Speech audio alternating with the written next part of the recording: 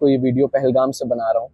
हाँ। कल 22 अप्रैल 2025 को ठीक हमारे पीछे ये जो स्नो कैप पहाड़ियां हैं उनके नीचे जो पाइन ट्रीज हैं वहीं है बैसारन वैली।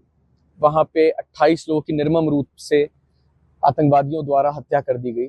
वो निर्दोष टूरिस्ट जो अपनों के साथ इस जगह को घूमने आए थे, उनका कोई कसूर नहीं था, उनको मार दिया गया। और कहा जाता है कि उनका धर्म पूछ के उन्हें मार दिया गया। और जब ये देखा और जब इस पे मैं लगातार न्यूज़ देख रहा हूँ कि बराबर इसी तरह से इस बारे में बात हो रही है, तो मुझे लगा कि क्योंकि हम जिंदा हैं फॉर्चुनेटली, तो मुझे लगा कि जिंदा कौमों को बात करनी चाहिए, इसलिए वीडियो बनाना बहुत ज़रूरी हो गया। कल जब यहाँ पे हमला हुआ तब हम लोग अरू वैली में थे, और जब हम लोग नीचे आ रहे थे तो करीब 4:30 बजे हमारे घर वालों के फ़ोन जब बजने शुरू हुए, जैसे ही हम नेटवर्क क्षेत्र में आए तो हमें पता लगा कि हमारे घर वाले बहुत ज़्यादा पैनिक में रो रहे थे, बिलख रहे थे, परेशान थे। हमारे होटल से हमको फ़ोन आ रहे थे कि सर हमें आपकी बड़ी चिंता हो रही है, आप लोग कहाँ पे हैं। हम लोग होटल आ चुके थे और उसके बाद हमने न्यूज़ देखनी शुरू की, और जैसे जैसे इवेंट्स अनफोल्ड हुए तो हमें समझ में आया कि घर वाले क्यों इतने परेशान थे।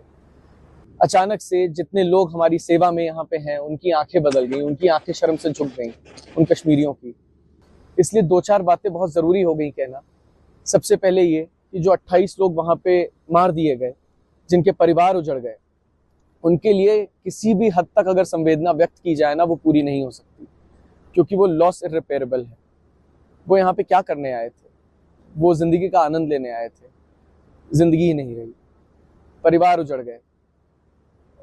और दूसरी तरफ एट द सेम टाइम ये रियलाइज हुआ कि जो कश्मीरी लोग हैं, जिनके सिर माथे जिन्होंने हमको अपने लगाया था, उनके परिवार कैसे उजड़ गए। जब देखना शुरू किया कि लगातार बात हिंदू मुसलमान की हो रही है, तो ये कहना जरूरी हो जाता है कि जब एक हमला हुआ तो इमीडिएट रिलीफ जहाँ पे ये हमला हुआ वहां पे या तो पैरों से जाया जा सकता है, घोड़े से जाया जा सकता है। जब हमला चल रहा था उस समय जो लोग बचाए गए, उन्हें उन्हीं लोगों ने बचाया जिनको आप हिंदू मुसलमान में बांट रहे हैं। वो घोड़े वाले, जिनका धर्म ऑब्वियसली सबको पता है, उन्होंने अपने घोड़े पे बिठा बिठा के लोगों को नीचे तक लाए, रेस्क्यू किया, आर्मी के पास तक पहुंचाया।